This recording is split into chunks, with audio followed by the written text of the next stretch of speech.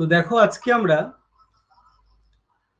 আমরা mountain building and plate tectonic theory এর মধ্যে যত প্রশ্ন উত্তর রয়েছে সেই বিষয়গুলো নিয়ে আলোচনা করব, যেটা তোমাদের পরীক্ষা প্রস্তুতিতে যথেষ্ট সহায়ক হবে। তো প্রথমত যেটা রয়েছে, যে কোশ্চেনটা রয়েছে, সমান্তরাল নবীন ভঙ্গির পর্বতমালা যে শৃঙ্খল সেটাকে কি বলা হয়? মূলত নবীন ভঙ্গির পর্বতমালা যে শৃঙ্খল সেটাকে কর্ডিলেরা বলা হয়। কর্ডিলেরা কথার অর্থই হচ্ছে শৃঙ্খল। তো এই শৃঙ্খল অর্থাৎ বিভিন্ন ভঙ্গিল পর্বতগুলো যখন পাশাপাশি অনেকগুলো অবস্থান করে তখন তাকে আমরা কর্ডিলেরা বা শৃঙ্খল নামে চিহ্নিতকরণ করে থাকি।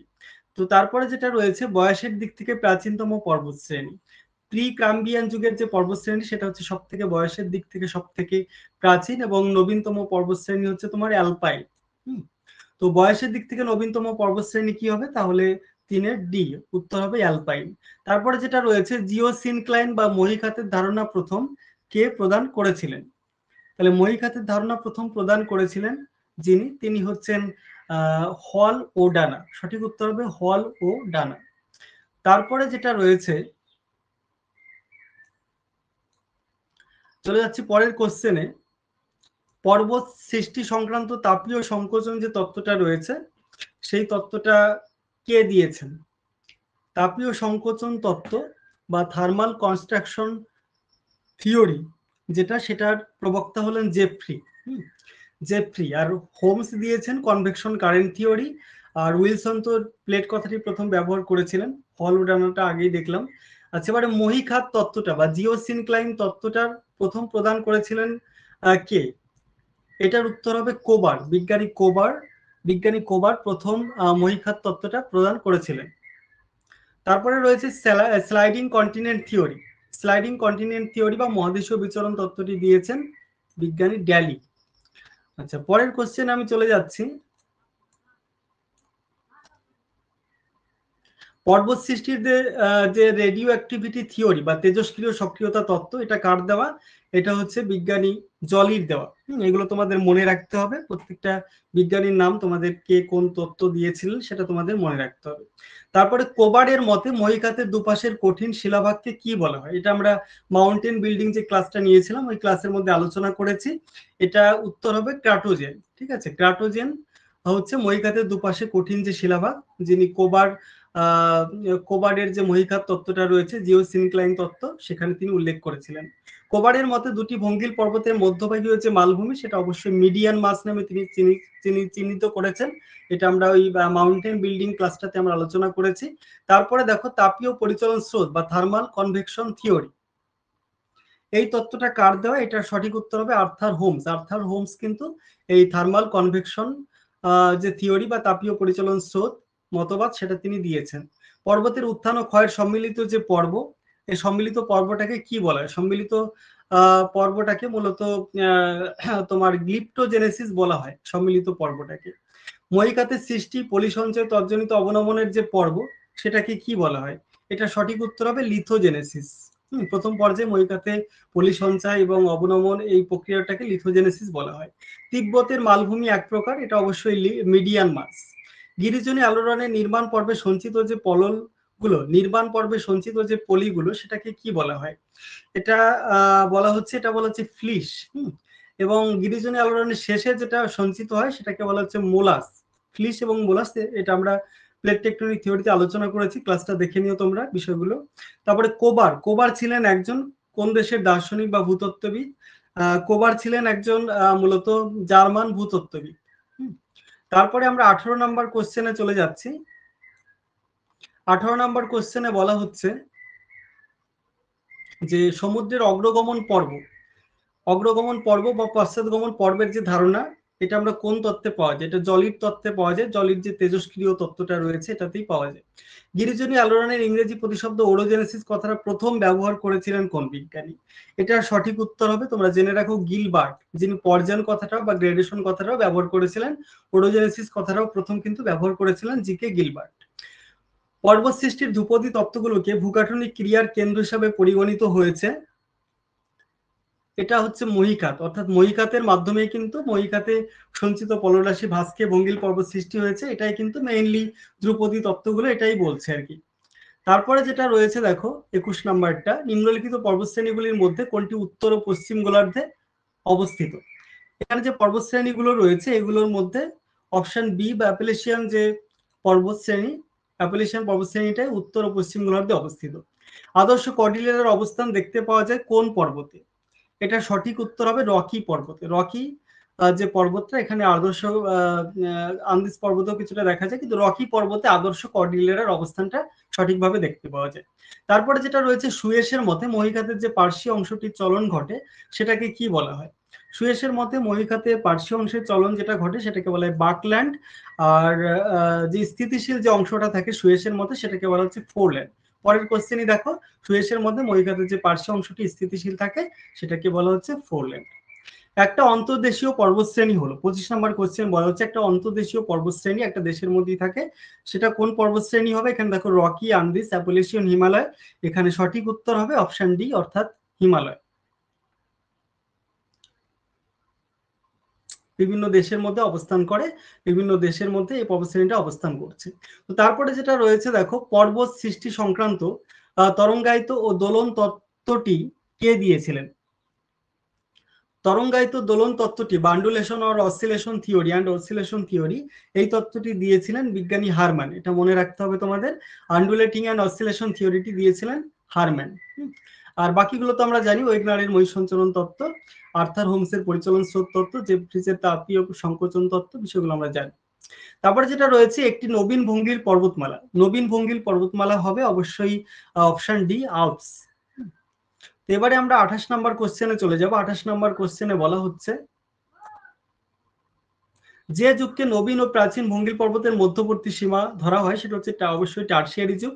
টারশিয়ারি যুগের আগের পর্বতগুলোকে বলা হচ্ছে প্রাচীন ভঙ্গিল পর্বত, এবং টারশিয়ারি যুগের পরবর্তী ভঙ্গিল পর্বতগুলোকে বলা হচ্ছে নবীন ভঙ্গিল পর্বত। তারপরে 29 নম্বরে আমরা চলে যাচ্ছি। 29 নম্বরে বলা হচ্ছে পাদ ভূগঠন তত্ত্ব যিনি সর্বপ্রথম দিয়েছেন তিনি হচ্ছেন অপশন সি অবশ্যই জেটি উইলসন। হ্যারি হেস তো সমুদ্রবক্ষের বিস্তৃত তত্ত্ব দিয়েছেন, আর অলফ্রেড ওয়েগনার দিয়েছেন মহাসঞ্চরণ তত্ত্ব। মহাদেশীয় পাতগুলো গঠিত হয়েছে অবশ্যই গ্রানাইট ও গ্রানোডায়োরাইট শিলা দ্বারা গঠিত। মহাসাগরীয় প্লেটগুলো অবশ্যই ব্যাসল্ট ও গ্যাব্রো শিলা দ্বারা গঠিত। প্লেটগুলি পরস্পরের অভিমুখী চলন, একদম সহজ কোশ্চেন, এটাকে বলা হচ্ছে অভিসারী চলন। আর দূরে সরে যাওয়াকে সেটাকে বলা হচ্ছে প্রতিসারী চলন। তারপরে 34 নম্বর যেটা রয়েছে, প্লেটগুলি পরস্পরের গা ঘেঁষে, এটাকে বলে নিরপেক্ষ চলন। এগুলো সহজ কোশ্চেন। অভিসারী চলনের ফলে যে ধরনের প্লেট সীমানা গঠিত হয়, অভিসারী পথ সীমানার ফলে আমরা দেখেছি যে ধ্বংসাত্মক প্লেট সীমানা তৈরি হয়ে থাকে। প্রতিসারী পাত সীমানার ফলে মূলত গঠনাত্মক পাত সীমানা বা কনস্ট্রাকটিভ প্লেট মার্জিন বলা হয়ে থাকে ওটাকে। আমরা এবারে 37 নম্বর কোশ্চেনে চলে যাচ্ছি। 37 নম্বর কোশ্চেনে বলা হচ্ছে যে মধ্য মহাদেশীয় শৈলশিলা অঞ্চলে যে ধরনের সীমানা তৈরি হয়, আমরা আগেই দেখেছি এটা হচ্ছে তোমার প্রতিসারী পাত সীমানা। প্রতিসারী পাত সীমানা হচ্ছে তোমার গঠনাত্মক, অবশ্যই এটা গঠনাত্মক হবে। তারপরে যেটা রয়েছে মহাদেশীয় প্রান্ত সীমা, অনেক সময় যে ধরনের পাত সীমানা দেখা যায় মহাদেশের প্রান্ত সীমানায়, মহাদেশের প্রান্ত সীমানায় যে পাত সীমানা দেখা যায় এটা মূলত ধ্বংসাত্মক পাত সীমানা, অর্থাৎ কনস্ট্রাকটিভ প্লেট বাউন্ডারি। তারপরে 39 নম্বরে বলা হচ্ছে অভিসারী চলনের ফলে যে বৃহদায়তন ভূপ্রকৃতির সৃষ্টি হয়, অভিসারী চলনের ফলে মূলত যেটা সৃষ্টি হয় সেটা হচ্ছে ভঙ্গিল পর্বত। মহিখাতে সঞ্চিত পললরাশিতে ভাঁজকে ভঙ্গিল পর্বত সৃষ্টি হয়।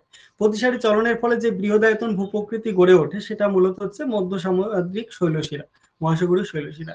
দ্বীপীয় বৃত্তচাপীয় দ্বীপমালা যে ধরনের পাত সীমানার কাছাকাছি গড়ে ওঠে। বৃত্তচাপীয় দ্বীপমালা আমরা জানি যে এটা অভিসারী পাত সীমানায় গড়ে ওঠে, অবশ্যই ধ্বংসাত্মক পাত সীমানা হবে। দ্বীপীয় বৃত্তচাপ বা বৃত্তচাপী দ্বীপমালা সব থেকে বেশি দেখা যায় কোন মহাসাগরে?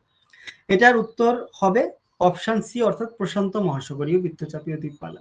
সমুদ্র তলদেশের নিচে পুঞ্জীভূত ম্যাগমা ভূপৃষ্ঠে তৈরি করে কোনটা? এখানে বলছে সির, সির বলতে এখানে সার্ক, কজওয়ে, হটস্পট, ডোলিন। সঠিক উত্তর হবে তোমার হটস্পট, যেখানে তোমার ওই তেজস্ক্রিয় মৌলগুলো বিদারণের ফলে ওখানে উত্থিত ম্যাগমাগুলো ওখান থেকেই মূলত উপরের দিকে চলে আসে।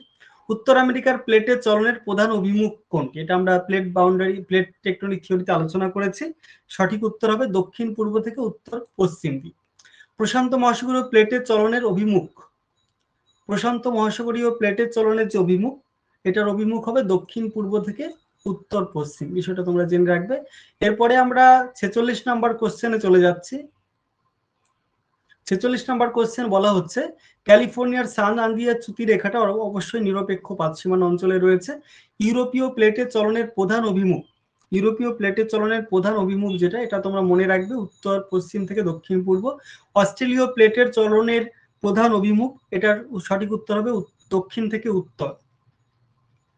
ভূত্বক গঠনকারী বড় এবং ছোট পাতের সংখ্যা যথাক্রমে, এটা সঠিক উত্তর হবে বড় পাত হচ্ছে 7টি এবং ছোট পাত রয়েছে 20টি। সঠিক উত্তর হবে অপশন এ।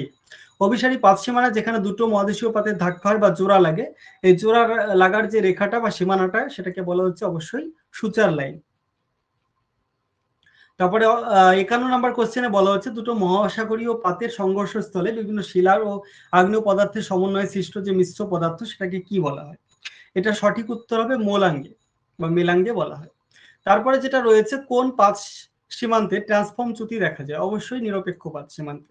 53 নম্বর বলা হচ্ছে ভঙ্গিল পর্বত সৃষ্টির পরে অবশিষ্ট মহীখাতে ক্ষয়প্রাপ্ত পলি থেকে সৃষ্ট অবিশুদ্ধ বেলে পাথর কংগ্লোমারেট ব্রেক্সিয়া জাতীয় অবক্ষেপকে কি বলা হয়? এটা আমরা আলোচনা করেছিলাম, এটা সঠিক উত্তর হবে ফ্লিশ। পাত কথাটি প্রথম ব্যবহার করেন অবশ্যই উইলসন হবে। আচ্ছা, এবার 54 হলো, এবারে আমরা 55 নাম্বার কোশ্চেনে আমরা চলে যাই। 55 নাম্বার যে কোশ্চেনটা রয়েছে, সেখানে বলা হচ্ছে যে দুটো প্লেট পরস্পরের মুখোমুখি হয়ে অপেক্ষাকৃত গুরু ঘনত্বের পাতলা লঘু ঘনত্বের পাতের নিচে অনুপ্রবেশ ঘটলে যে পাত সীমানা তৈরি হয়, অবশ্যই এটা একটা অভিসারী পাত সীমানাই তৈরি হবে। তারপরে যেটা রয়েছে, পাতের কিরূপ চলনের ফলে নতুন পাতের জন্ম হয় বা পুরাতন পাত, নতুন পাতের জন্ম হয় না বা পুরাতন পাত ধ্বংস হয় না, এটা অবশ্যই নিরপেক্ষ পাত সীমানা হবে। তারপরে যেটা রয়েছে, মধ্য মহাসাগরীয় শৈলশিরা বরাবর অবস্থিত কোন পাত সীমান্তে মহাসাগরীয় পাতের অনুভূমিক ও বিপরীতমুখী চলন ঘটে? এটা সঠিক উত্তর হবে গঠনাত্মক। অনেক সময় হালকা মহাদেশীয় পাত ভারী মহাসাগরীয় পাতের নিচে না ঢুকে উপরে উঠে আসলে তাকে কি বলা হয়? এটা অবশ্যই আমরা ক্লাসে পড়েছিলাম, বিষয়টা নিয়ে যখন আলোচনা করেছি। এটা সঠিক উত্তর হবে অবডাকশন। নিচে না ঢুকে যখন উপরের দিকে উঠে আসে ভারী মহাদেশীয় পাতটা, তখন সেটাকে বলা হয় অবডাকশন বা বিপরীত নিমজ্জন। পরের কোশ্চেন রয়েছে, দেখো, লোহিত সাগর, এডেন উপসাগর ও পূর্ব আফ্রিকার গোস্ত উপত্যকার সংযোগস্থলের আফার ট্রায়াঙ্গেল হলো একটি। এটা সঠিক উত্তর হবে অপশন সি, অর্থাৎ ত্রিপাত সংযোগ। লোহিত সাগর, এডেন উপসাগর, পূর্ব আফ্রিকার গোস্ত উপত্যকার সংযোগস্থলে কিন্তু এরকম একটা আফার ট্রায়াঙ্গেল দেখা যায়, যেটা মূলত ত্রিপাত সংযোগ বলা যেতে পারে। তারপরে যেটা রয়েছে, ত্রিপাত সংযোগের নিষ্ক্রিয় বাহুটাকে কি বলা হয়? এটা একটা খুব গুরুত্বপূর্ণ প্রশ্ন। নিষ্ক্রিয় বাহুটাকে বলা হয় অলাকোজেন, এটা মনে রাখবে, নিষ্ক্রিয় বাহুটাকে বলা হয় অলাকোজেন। তারপরে যেটা রয়েছে 61 নম্বর কোশ্চেনে বলা হচ্ছে পাতের কোন ধরনের চলনের ফলে চ্যুতিরেখার দৈর্ঘ্য বৃদ্ধি পায়? অবশ্যই এটা পাশাপাশি বা নিরপেক্ষ চলনের ফলে চ্যুতিরেখার দৈর্ঘ্যটা বৃদ্ধি পায়। তারপরে যেটা রয়েছে, অভিসারী বা ধ্বংসাত্মক পাত সীমান্তে ভূমিকম্প প্রবণ ঢালু সীমান্ত তলের নাম কি? সঠিক উত্তর হবে বেনিয়োগ জোন। বেনিয়োগ মন্ডল সাধারণত ভূপৃষ্ঠের সঙ্গে কত ডিগ্রি কোণে অবস্থান করে? অবশ্যই 45 ডিগ্রি কোণে অবস্থান করে। এবারে আমরা পরের কোশ্চেনে আমরা চলে যাব। পরের কোশ্চেন বলা হচ্ছে 63 নম্বর কোশ্চেন আমরা চলে যাব। 64 নম্বর কোশ্চেন বলা হচ্ছে হিমালয় পর্বত কি ধরনের পাত সীমান্তে অবস্থিত? হিমালয় পর্বত যে পাত সীমান্তে অবস্থিত, সেটা হচ্ছে অবশ্যই অপশন সি, একটা মহাদেশীয় অভিসারী পাত সীমান্ত।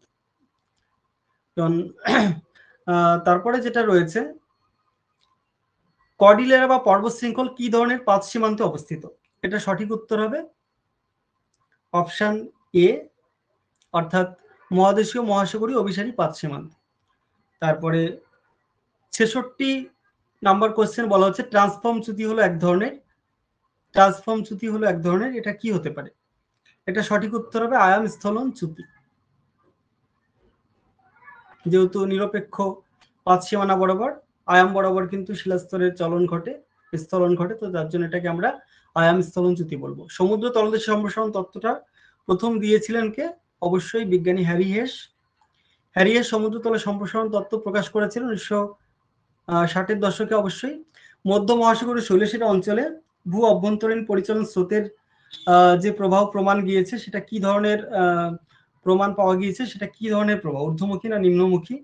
এটা সঠিক উত্তর হবে ঊর্ধ্বমুখী প্রবাহ। তারপরে 70 নম্বর কোশ্চেন বলা হচ্ছে মহাসাগরীয় শৈলশিরার দুপাশে যে শ্রেণীর শিলার অস্তিত্ব লক্ষ্য করা যায়? এর সঠিক উত্তর হবে অপশন বি, অর্থাৎ ব্যাসল্ট শিলা। হ্যারিয়েসের হিসাব অনুসারে সমুদ্র তলদেশের বিস্তারের গড় হার বছরে বছরে এটা সঠিক উত্তর হবে অপশন বি অর্থাৎ 2 সেন্টিমিটার। বছরে 2 সেন্টিমিটার হারে কিন্তু সমুদ্র তলদেশের বিস্তার ঘটতে থাকে। মহাসাগরের তলদেশের যে খনিজের অস্তিত্ব প্রমাণ করে যে সমুদ্রের তলদেশে সম্প্রসারিত হচ্ছে, কোন খনিজের অস্তিত্ব প্রমাণ করে? সঠিক উত্তর হবে অপশন এ অর্থাৎ সার্পেন্টাইন। তারপরে আমরা 73 নাম্বার কোশ্চেনে চলে যাচ্ছি।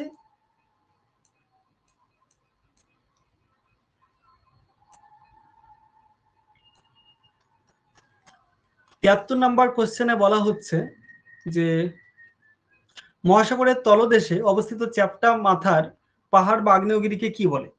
এর সঠিক উত্তর হবে গায়ট। এটা তোমরা জানো। ভূগর্ভে প্রচন্ড তাপের কারণ হলো, প্রচন্ড তাপের কারণ কি? মেইন কারণ হচ্ছে কি তেজস্ক্রিয় পদার্থের উপস্থিতি। অপশন ডি হবে সঠিক উত্তর। গুরুমণ্ডলে প্রচন্ড তাপের কারণে কি লক্ষ্য করা যায়? প্রচন্ড তাপের কারণে আমরা দেখতে পারি যে পরিচলন স্রোত লক্ষ্য করা যায়, কনভেকশন কারেন্ট। মধ্য মহাসাগরের শৈলশিলার দুপাশে মহাসাগরের নতুন তলদেশ তৈরি হয় কারণ কি? তৈরি হয় কারণ কি? এটা সঠিক উত্তর হবে ভূ অভ্যন্তরীণ পরিচলন স্রোতের অনুভূমিক প্রবাহ মহাদেশীয় ভূখণ্ডকে দুপাশে ঠেলে সরিয়ে দেয়, যেটাকে আমরা দেখতে পাচ্ছি যে ডাইভার্জেন্ট একটা প্লেট বাউন্ডারি তৈরি হয়। তারপরে যেটা রয়েছে নাম্বার 77 কোশ্চেন, সমুদ্র তলে সম্প্রসারণের তত্ত্বের সাহায্যে কোনটা জানা যায়? ময়ূসঞ্চরণ তত্ত্ব সম্পর্কে ভালো ব্যাখ্যা করা যায়, কার্ল লাপ্লাস নিহারিকা মতবাদ ভালো করা যায়, ব্যাখ্যা করা যায়, পৃথিবীর অভ্যন্তরীণ গঠন সবচেয়ে ভালোভাবে ব্যাখ্যা করা যায়, সমস্থিতি তত্ত্ব সম্পর্কে ভালো ব্যাখ্যা করা যায়। এটা সঠিক উত্তর হবে অবশ্যই ময়ূসঞ্চরণ তত্ত্ব সম্পর্কে ভালোভাবে ব্যাখ্যা করা যায়। তারপরে যেটা রয়েছে মধ্য মহাসাগরের শৈলশিলার দুপাশে সমুদ্র তলদেশে এটার কি হতে পারে? এটা হবে বিস্তার অঞ্চল বা স্প্রেডিং জোন অবস্থিত। সমুদ্র শৈলশিলার দুপাশে সমুদ্র ওটা হচ্ছে বিস্তার অঞ্চল, মানে ওখানে ধীরে ধীরে বিস্তৃত হয়। স্প্রেডিং জোনটা ওখানেই রয়েছে। তারপরে 79 কোশ্চেন যেটা বলা হচ্ছে আটলান্টিক মহাসাগরের তলদেশের বয়স। এটা যদিও এই রিলেটেড কোশ্চেন নয়, প্লেট টেকটনিক থিওরির মধ্যে কোশ্চেন নয়, তাও বলে দিই এটার সঠিক উত্তর হবে অপশন সি 20 কোটি বছর। এবারে আমি 80 নাম্বার কোশ্চেনে চলে যাচ্ছি। 80 নাম্বার কোশ্চেনে বলা হচ্ছে যে মহাসাগরীয় অঞ্চলে ভূত্বকের গভীর এলাকা থেকে সংগৃহীত শিলার নমুনা প্রমাণ করে যে মহাসাগরীয় ভূত্বকের নিচে তীব্র তাপপ্রবাহ আছে। এটা কোন মহাসাগরীয় অঞ্চলে হবে? সঠিক উত্তর হবে অপশন এ উত্তর আটলান্টিক মহাসাগর। মধ্য মহাসাগরীয় শৈলশিলার দুপাশে কিরকম শিলার সঞ্চয় পাওয়া যায়, প্রাচীন না নবীন? তো এর সঠিক উত্তর হবে অবশ্যই নবীন, কারণ মধ্য দেশে নবীন এবং দুই পাশে প্রাচীন শিলা লক্ষ্য করা যায়। সামুদ্রিক খাতের অন্যতম বৈশিষ্ট্য হলো এখানে এখানে কি কিসের জন্ম হয়? সঠিক উত্তর হবে মূলত এখানে কি করে, এখানে মহাসাগরীয় ভূত্বক ভূগর্ভে অনুপ্রবেশ করে এবং ধ্বংস হয়। সামুদ্রিক খাতের প্রধান বৈশিষ্ট্য এটাই। তারপরে যেটা রয়েছে হিস্ট্রি অফ ওসিয়ান বেসিন, এই বইটা কে লিখেছেন? এটা সঠিক উত্তর হবে হ্যারি হেস। এই এই বইটার মধ্যে কিন্তু তিনি সমুদ্রবক্ষের বিস্তৃতি সম্পর্কে বিশদ ব্যাখ্যা দিয়েছেন। তারপরে 84 নাম্বার কোশ্চেনে বলা হচ্ছে যে ভূ অভ্যন্তরীণ পরিচলন স্রোতের নিম্নমুখী প্রবাহ ভূপৃষ্ঠের যে ভূমিরূপ গঠন করে। এটা সঠিক উত্তর হবে অপশন ডি অর্থাৎ সমুদ্র খাত। সার্পেন্টাইন খনিজ কোন আগ্নেয়শিলায় পাওয়া যায়? সার্পেন্টাইন খনিজ কোন আগ্নেয়শিলায় পাওয়া যায়? এটার সঠিক উত্তর হবে পেরিডোটাইট আগ্নেয়শিলায় পাওয়া যায়। তারপরে 86 নাম্বার কোশ্চেন, মহাসাগরীয় শৈলশিলার দুপাশে অবস্থিত ব্যাসল্ট শিলার মধ্যে কিসের প্রভাব প্রমাণ করে যে সমুদ্রের তলদেশ সম্প্রসারণশীল? ব্যাসল্ট শিলার মধ্যে কিসের প্রভাব প্রমাণ করে যে সমুদ্রের তলদেশটা সম্প্রসারণশীল? এটা সঠিক উত্তর হবে ভূচৌম্বকীয় যে ব্যাপারটা, জিওম্যাগনেটিক। তারপরে যেটা রয়েছে মহাসাগরীয় তলদেশের বিস্তার অঞ্চল কার দুপাশে অবস্থিত? এটার সঠিক উত্তর হবে অপশন সি মধ্য মহাসাগরীয় শৈলশিলার দুপাশে অবস্থিত। এবারে আমরা 88 নাম্বার কোশ্চেনে চলে যাচ্ছি। দেখো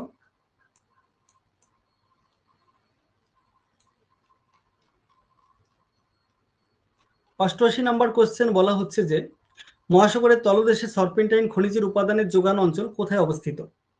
এর সঠিক উত্তর হবে গুরুমণ্ডল। কোন মহাসাগরের সম্প্রসারণের প্রমাণ সমুদ্র তলদেশের সম্প্রসারণ তত্ত্বের ভিত তৈরি করেছে? এটা অবশ্যই উত্তর হবে আটলান্টিক মহাসাগরের। সকল প্রকার ভূমিরূপ প্রক্রিয়ার প্রধান নিয়ন্ত্রক কি? সকল প্রক্রিয়ার ভূমিরূপ প্রক্রিয়ার প্রধান নিয়ন্ত্রক হলো শক্তি। তারপরে যেটা রয়েছে, অন্তর্জাত ভূমিরূপ প্রক্রিয়ার শক্তির উৎস কোথা থেকে আসে? অবশ্যই ভূ অভ্যন্তরভাগ থেকে। অগ্নুৎপাত হলো একটা অন্তর্জাত প্রক্রিয়া না বহির্জাত প্রক্রিয়া? অবশ্যই একটা অন্তর্জাত প্রক্রিয়া। ভূমিরূপ গঠনকারী ভূ অভ্যন্তরীণ শক্তির বহিঃপ্রকাশকে কি বলে? এটা সঠিক উত্তর হবে ভূ আন্দোলন বা ভূ আলোড়ন, আর্থ মুভমেন্ট। তারপরে যেটা রয়েছে, ধীর প্রকৃতির আলোড়ন হলো, ধীর প্রকৃতির আলোড়ন কোনটা হবে এখানে? অগ্নুৎপাত, ভূমিকম্প, ভাঁজ সৃষ্টি, নদীর কার্য। এটা সঠিক উত্তর হবে অবশ্যই ভাঁজ সৃষ্টি, কারণ অগ্নুৎপাত, ভূমিকম্প এগুলো তো তোমার আকস্মিক আলোড়ন, আর নদীর কার্যটা এটা তো বহির্জাত শক্তি, এটা তো আন্দোলন বলা যাবে না। তারপরে যেটা রয়েছে, অতি দ্রুত গতির ভূ আন্দোলন, অতি দ্রুত গতির ভূ আন্দোলন কোনটা হবে? অবশ্যই ভূমিকম্প হবে এখানে। মহিবাবক আলোড়ন কাজ করে, এটা আগের চ্যাপ্টারে কোশ্চেন, তাও বলে দিচ্ছি, এটা সঠিক উত্তর হবে বিশাল অঞ্চল জুড়ে, যেহেতু মহাদেশ সৃষ্টি হয় মহিবাবক আলোড়নের মাধ্যমে, সুতরাং বিশাল অঞ্চল জুড়ে কাজ করবে, এটাই স্বাভাবিক। তারপরে যেটা রয়েছে 97, মহিবাবক আলোড়নে ভূ অভ্যন্তরস্থ বল ভূপৃষ্ঠকে আঘাত করে লম্বভাবে না তির্যকভাবে না অনুভূমিকভাবে? এর সঠিক উত্তর হবে অবশ্যই লম্বভাবে, আর গিরিজনী আলোড়ন অনুভূমিকভাবে হয়। তারপরে আমরা চলে যাব 98 নাম্বার কোশ্চেন। একটি বহির্জাত প্রক্রিয়া, অবশ্যই বায়ু প্রবাহ, খনিজ সম্পদের ভাড়ার ঘর নামে পরিচিত হলো। এটা সঠিক উত্তর হবে মালভূমি। ছোটনাগপুর মালভূমি যেমন ভারতের খনিজ ভান্ডার। টেবিল মাউন্টেন নামে পরিচিত যে মহাদেশে অবস্থিত, এটা সঠিক উত্তর হবে অপশন এ, আফ্রিকা। একটি পর্বত বেষ্টিত মালভূমির উদাহরণ, এখানে মালভূমির টাইপগুলো এখানে রয়েছে। একটি পর্বত বেষ্টিত মালভূমির উদাহরণ হবে অবশ্যই তিব্বত মালভূমি। মিডিয়ান মাস যে ভূমিরূপের সঙ্গে যুক্ত, অবশ্যই মিডিয়ান মাস যে ব্যাপারটা রয়েছে অপশন এ, অর্থাৎ পর্বত বেষ্টিত মালভূমির সঙ্গেই এটা কিন্তু যুক্ত। আচ্ছা, তারপরে যে বিষয়টা রয়েছে দেখো, ব্যবচ্ছিন্ন মালভূমির উদাহরণ, এটা সঠিক উত্তর হবে ছোটনাগপুর মালভূমি, একটা ব্যবচ্ছিন্ন মালভূমি। তারপরে যেটা রয়েছে দেখো, জোড়া গঠন যে ভূমিরূপের সঙ্গে সম্পর্কযুক্ত, নবীন ভঙ্গিল পর্বত অবশ্যই ভাঁজযুক্ত গঠনে দেখা যায় যেহেতু। মহিভাবক প্রক্রিয়া হলো, মহিভাবক প্রক্রিয়া হলো অবশ্যই একটা ধীর গতির অন্তর্জাত প্রক্রিয়া বলা যেতে পারে, দ্রুত গতি হলে সেটা ভূমিকম্প অগ্নুৎপাত হয়ে যেতে পারে। গিরিজনী প্রক্রিয়া, গিরিজনী প্রক্রিয়াটা কি হবে? এটার সঠিক উত্তর হবে এটাও ধীরগতির অন্তর্জাত প্রক্রিয়া। পর্বতের উচ্চতা ও আয়তন হলো, পর্বতের উচ্চতা হবে মোটামুটি 1000 মিটার বা 900 মিটারের উপরে, এবং আয়তন প্রায় 10 লক্ষ বর্গ কিলোমিটার হয়ে থাকে। তারপরে আমরা 108 নাম্বার কোশ্চেনে চলে যাচ্ছি। দেখো,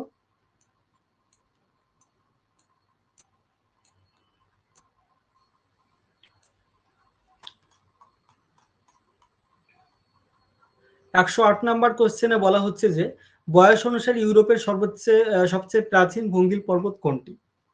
এটা সঠিক উত্তর হবে ক্যালিডোনিয়ান পর্বত, ইউরোপের সব থেকে প্রাচীন ভঙ্গিল পর্বত।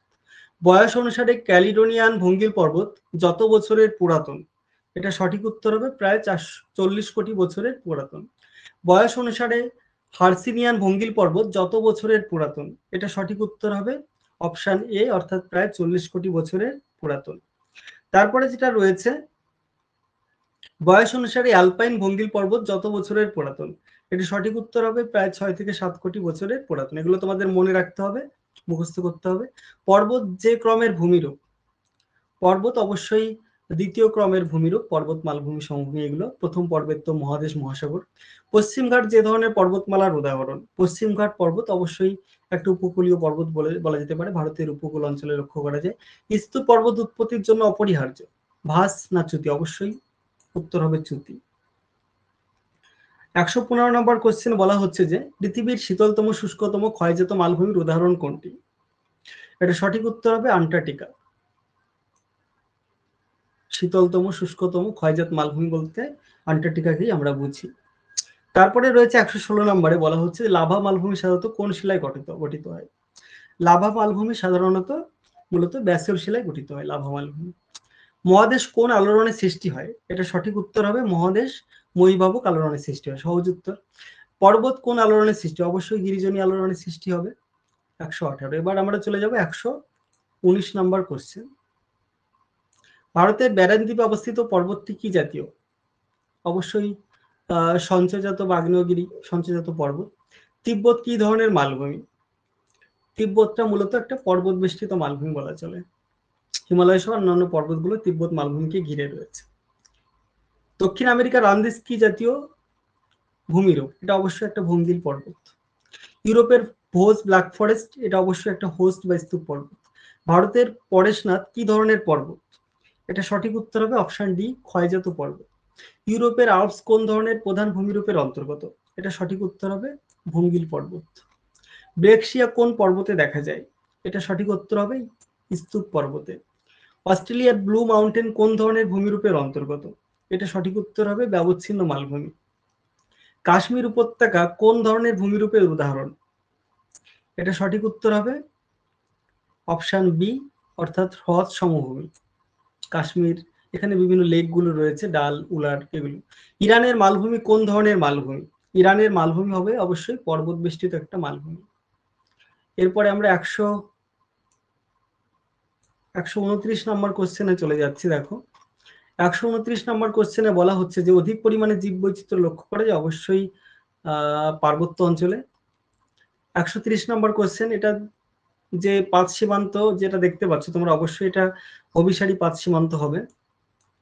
তারপরে যে ছবিটা তোমরা দেখতে পাচ্ছ এখানে মধ্য মহাসাগরীয় শৈলশিরা গঠিত হচ্ছে, অবশ্যই এটা প্রতিসারী পাঁচ সীমানা হবে, অপশন এ। তারপরে যেটা দেখতে পাচ্ছ এটা অবশ্যই নিরপেক্ষ পাঁচ সীমানা হবে, এদিক থেকে এইদিকে চলে যাচ্ছে, এদিক থেকে এদিকে চলে যাচ্ছে, নিরপেক্ষ পাঁচ সীমানা, এটা আমরা দেখেছি। সঠিক উত্তর হবে নিরপেক্ষ সীমান্ত বা ট্রান্সফর্ম ফল্ট বাউন্ডারি। তাহলে আমরা একে একে সমস্ত কোশ্চেন অ্যান্সার নিয়ে আলোচনা করলাম। প্লেট টেকটনিক থিওরি এবং মাউন্টেন বিল্ডিং নিয়ে যতগুলো কোশ্চেন আমরা দেখলাম, এগুলো তোমরা বোঝার চেষ্টা করবে। যে কোশ্চেনগুলো মূলত মনে রাখতে হবে সেগুলো তোমরা খাতায় আলাদা করে নোটস করে নেবে, সেগুলো তোমরা মনে রাখার চেষ্টা করবে। তো যাই হোক, আজকের এই আলোচনা এই পর্যন্তই। প্রশ্নোত্তর পর্ব এখানে শেষ হলো।